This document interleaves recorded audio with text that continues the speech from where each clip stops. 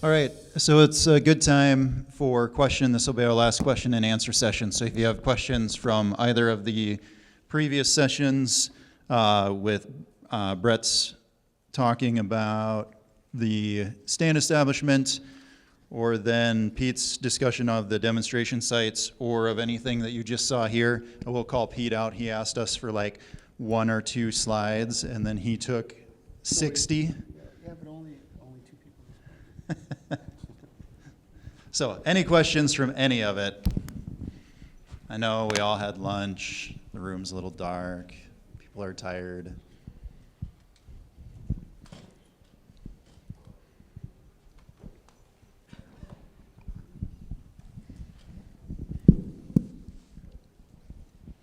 No questions after all that.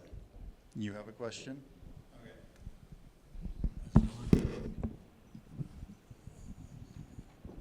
Is there any research on mixing seeds in with your mineral and letting the cows spread them?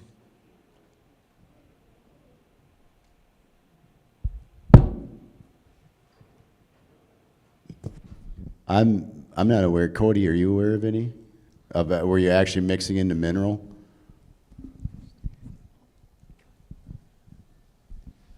I have not tried this. I have read some research articles on it, and generally speaking, the grass is digested by cattle, but forb seeds generally are not.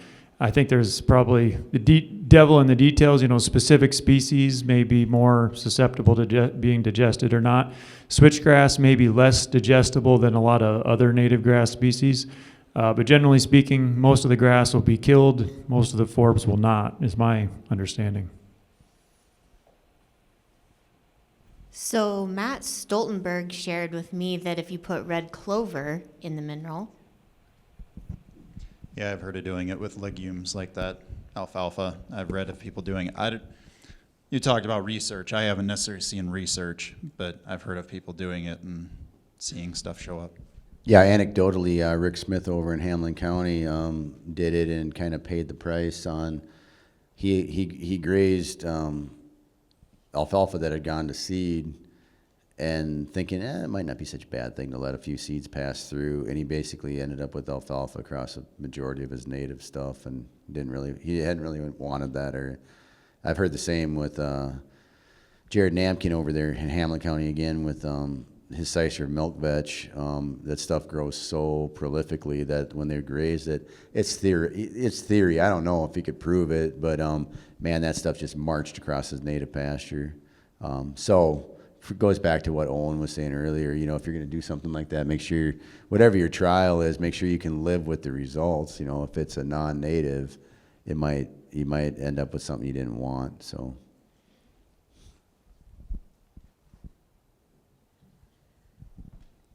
it seems like, Laura's kind of working on bulk harvest native seed stuff with the NGP, Native Plant Initiative and things like that. And so within this room, I guess, and I don't know how tightly you would relate this to that, but like is there like a consensus as to like a limiting factor or something like that? Or, what would you like to see in an ideal world? Like a $1 million check written to bulk harvesting seed or something like that? Or, is there, I don't want to put the emphasis on, just getting money for it. So Can I write the check to me? That'd be good. as long as you go to work for the rest of your life doing bulk harvest native seed, maybe.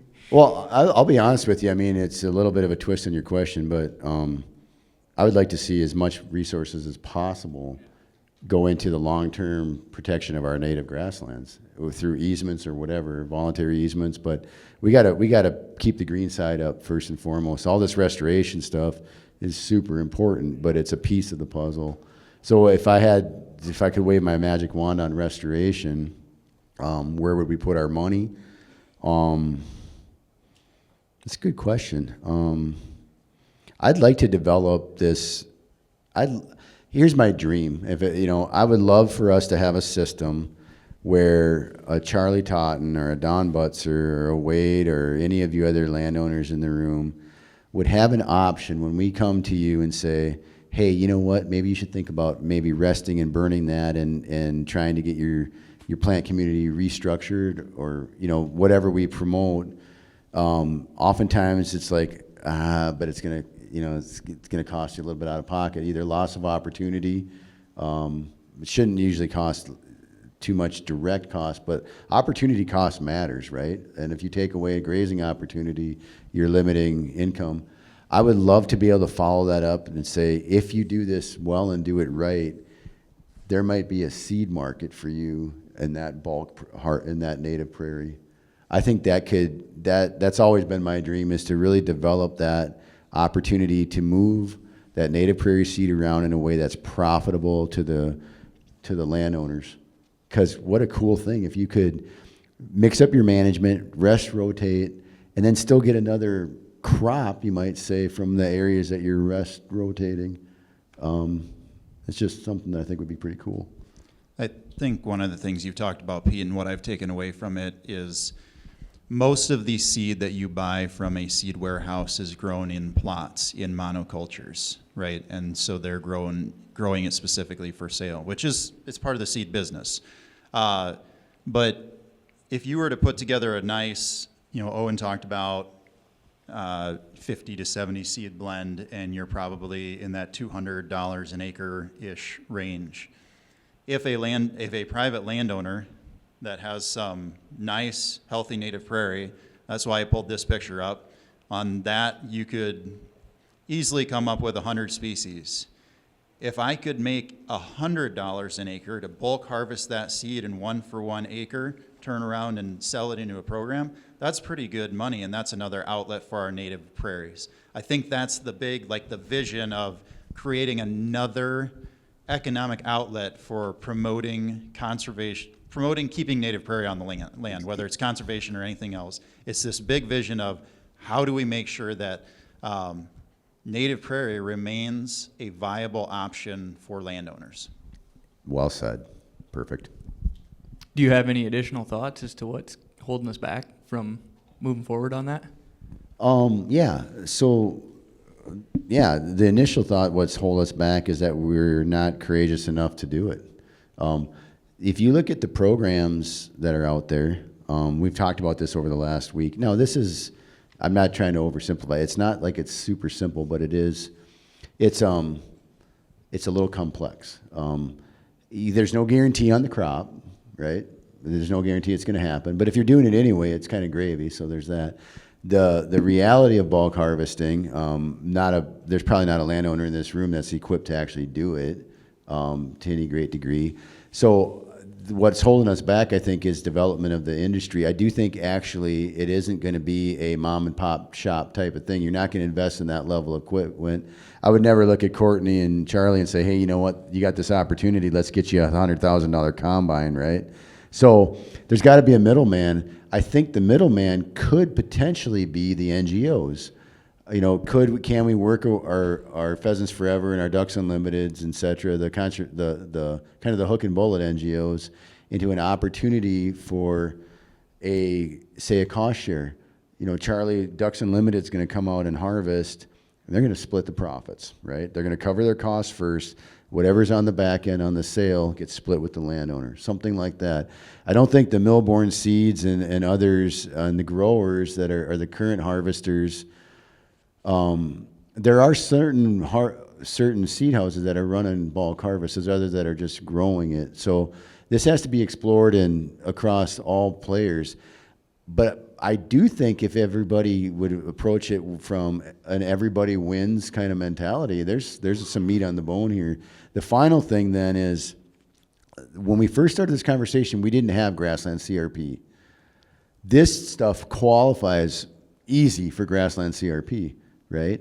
So even if you're maybe not wanting or you can't go into normal CRP, or maybe if we can make this work for normal CRP, I just have a feeling that most producers that grow this on a planting are not going to want to plow it up if they can see. It's one thing to go back and plow up brome and slender wheat and things like that, but when you've got a diverse mix and we've helped you nurture that and see that there's economic value in it, Now what's the next thing? How can you continue to make it profitable and keep it profitable? And maybe this is one of those things.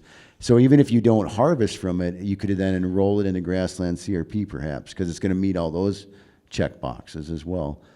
The other thing that we're conceptually talking about, and this was Joe and I and Ryan last week, once we realize that we can measure and come up with numbers, we could scale this up to the point where we would actually be able to hypothetically meet the minimum requirements of all CRP mixes.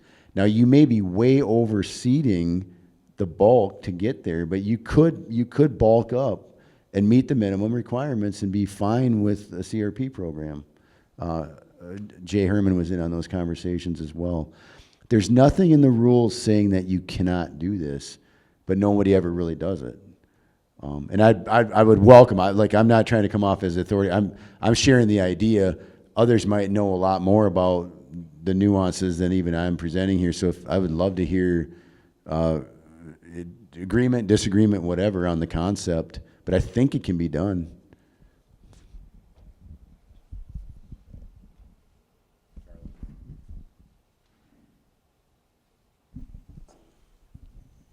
You're talking about harvesting seed. We have several thousand acres that we dormant graze. Is there any reason harvest to seed and I still have my normal grazing? You could, so you're saying be ahead of the grazing, Charlie? Yeah, I'm saying harvest the seed ahead of my winter grazing. Yeah, harvest the seed ahead of the winter grazing. Conceptually, I don't know why you couldn't. Now, will it be quality? Don't know. We've already shown that maybe it is fine, and maybe it just would be less volume. But if the concept of harvesting ahead of it, especially if you use a seed stripper, you're only really taking the seed off. You're not dramatically decreasing any volume of forage out there at all.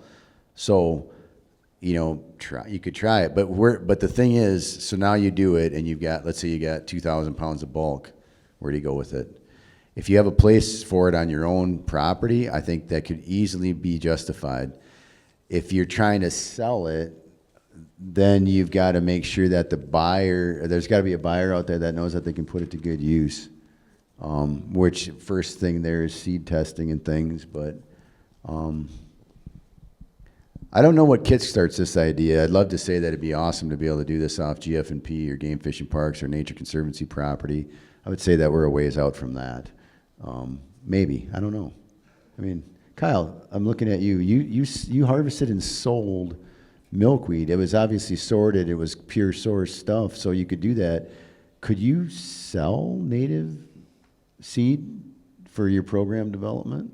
I've tried to do that with Millborn, and it didn't quite work out because they really couldn't make it work for the various programs.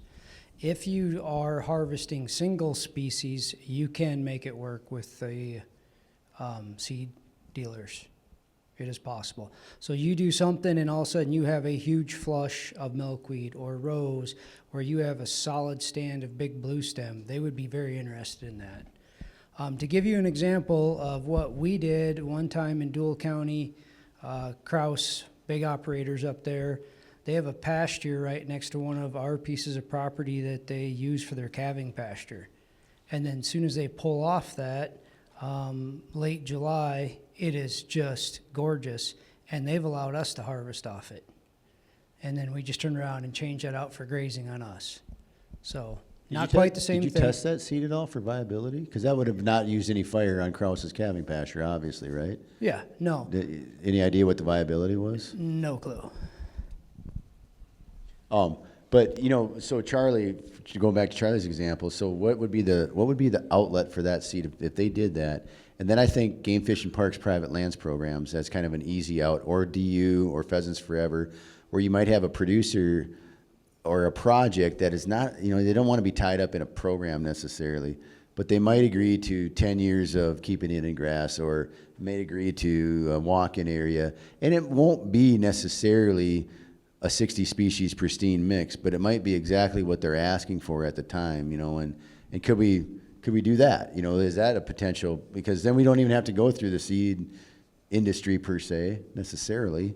It could be a direct sale perhaps, or I don't know, just ideas. If we would be allowed to use that bulk, as part of a requirement and still purchase the other seed needed to get you to what would be required for that program, I think that would be a big step. I think the answer is it is allowable. Like, we think it's not, but it actually is. All you got to really do is hit the minimum seed requirement. I mean, look what I did, and that's why I was confident in sharing it. I'm way over my CRP requirements, but I wanted to do more to have better habitat, better forage, whatever. But as long as you meet the minimum, there's nothing stopping you from doing extra. And so the extra in this is just by way of, we can't sort it out. It's got to go with it, right? And quite honestly, what we've been hearing today, most of the specs are lower seeds per square foot than we would recommend anyway, so it probably wouldn't be a bad idea to go more than what they're recommending. So is Jay still back here? No. Oh, so this is a scenario that I ran by Jay Herman and Ryan Marr.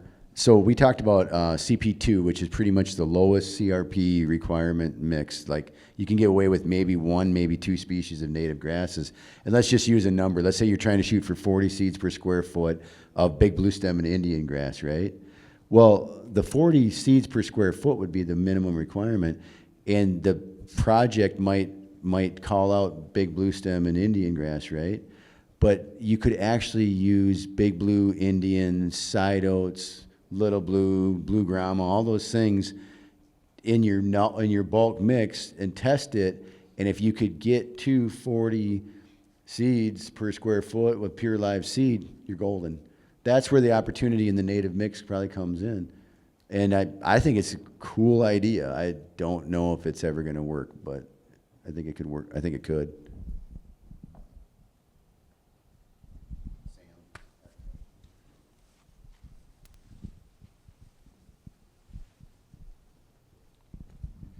So what if, rather than trying to use this bulk to meet your seed requirements for, say, CRP, you continue to do the CRP as normal, and then you could use this as a spike? Yeah, I think you'd have to wonder. I think then you're looking at objectives, right? There's no meat on the bone as far as the payment there. If I had already paid for my CRP mix, right, and I'm getting my CRP payment, I had to buy it. I don't know that I would want to pay Charlie for the extra. That's kind of what the economics of that might not work out. But what about programs? What about potential programs from other entities that are similar to CRP that would allow it? That would give the producer, we don't have to be locked into USDA programs as the only things that can put grass back on the ground. And I'm just going to say hypothetically, what if Second Century would say, hey, you know what? We will look at NOM's vision on private land support, and we will purchase bulk harvested seed from growers in South Dakota, and we will use that as a seed source for Second Century habitat restorations. It doesn't have to be a USDA program, If we can get ourselves out of that paradigm a little bit, we could take care of ourselves a little bit better potentially with this option. Just try to match the general payment rates and expectations, because we're pretty hooked on CRP, and I don't know that we'll not be in the future, but that could be an option. I think maybe. I don't know. What do you think, Sam? I guess I would question how much that's going to cost. Like your bulk mix, like if you add that. I think you got to talk. You got to talk into that thing. Yeah. So I guess I would question how much, I would question how much that costs. So like, if your bulk mix, if you need, 2 bags of that an acre or whatever to put out there, how much is that bag going to cost? Because it's not cleaned, it's not pure live seed. If you're able to add that as a spike mix at $20 a bag, you're only looking at another $40 an acre, and it might be worth it. Oh, you mean, okay, so you're saying if you just buy the very bare minimum of the program requirement. Right. Keep doing everything the same way you're doing.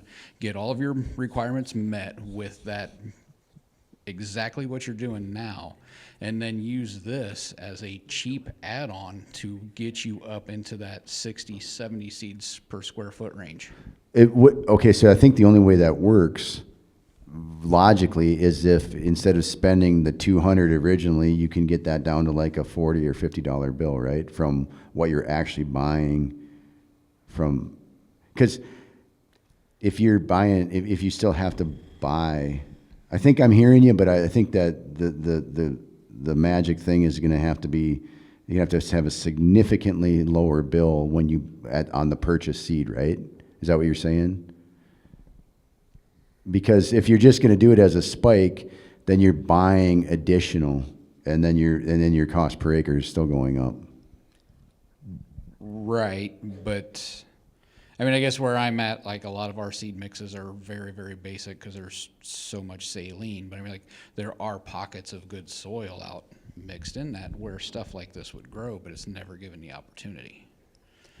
I think the idea, I think the idea has merit, and I think like if you, I'm not saying all producers would do it, but you're not wrong. I mean, like if there was that option of there's probably plenty of people that might actually dip in and buy that bulk just to do what I did, right? Just to make it more. So what if you looked at it this way, Pete? I heard him say spike, and when I say spike, I think of less weed control. So he buys the basic mix to qualify, then he buys bulk harvest at a much reduced price than buying it from Millborn, throws that on top of it, gets a better stand, and has less weed issues. And it probably saves you money in the long run. Yeah, so the question that Sam asked is, hypothetically, let's just use 100 acres as an argument to start with. If you're going to enhance that, spike it, whatever you want to call it, with the bulk harvest, what do we think we can get that to that landowner at a per acre rate with that bulk harvest? I mean, it costs a lot to bulk harvest. I mean, we're talking, it's not unusual to have a $10,000 bill on a 100-acre harvest, right? But that doesn't have to be that way because those are contract harvesters. I look at what I did and like, okay, well, is it cheaper just to go bale it up, roll it up, transport it that way and spread it? Like there's so many different ways to skin this cat. And then you're looking at I don't even know how you'd price it, but even at grass at $75 a ton or something like that. I don't know. But I think the takeaway is this stuff is out there. Like, can we get really creative and helping people make money while helping others save money? But if we get to it at like a situation like conservation districts doing the drilling, more through NGOs or whatever, where they have the harvesting equipment and you're not paying a high-end contractor to come in and do it, I think you can get that cost of bulk harvest down. That's kind of what I'm seeing is like the overall moving forward. It's like the mower thing. Let's get the ability to do within, and then that goes around, and that's how you're going to get bulk harvest at a really, really cheap price, and you're going to get more species on the landscape, and you're going to get higher quality grasslands. So is this to the point where like, and I know a few of us are kind of dominating this conversation. We probably thought about it a lot deeper, but is this to the point where like an actual grant, an innovation grant to prove the concept might not be a bad idea? I mean, I don't know. Thoughts on that? Or does anybody want to pay for it out of pocket? Anybody got the money? So. What's that? Cup full of cash. Yeah, a cup full of cash. I have a text from Charlie Totten that actually had cash in it. So, but no, I don't know. I mean, we've kind of beat this horse up, but I think this is if we don't continue to be innovative in this generation of resource professionals, we're going to lose the handle on these native prairies. Hands down, the competition you might say it's more than ever, because we've got a finite resource, and the ability for dryland cropping, the genetics on crops is phenomenal. I mean, that industry, if you just stand back and look at what they've done, it is incredible what they've done with seed genetics, and so. Our western, north and northwestern dry prairies are no longer uncroppable, unprofitable soils because of dryland genetics. And so the pressure on these prairies is not going to go away. We need to figure out how to keep them profitable or they will go away. So With that bummer of an ending, actually, we're going to get wrapped up here. But before we end, as we said the first day, this whole event is hosted by the South Dakota Grassland Coalition. A couple of the board members stepped in here, so I'm going to just let them go ahead and introduce themselves as board members of the Grassland Coalition. I'm Mike McKernan. I'm chairman of the South Dakota Grassland Coalition. I'm from the Twin Brooks area. I'm sorry I wasn't able to be here at this school this time, but I've been to the grassland managements in the past, and it's glad to see a lot of you turned out. I hope you learned a lot here. Hello, everyone. Jeff Zimprich. I'm also on the coalition board. I'm a small producer near Brandon, South Dakota. I have been able to spend most of today with you and was really interested in, number one, just the size of this group. Almost every chair is full. We appreciate you being here, and I've also thought that there's been a lot of really good creative discussion today. So glad you were here.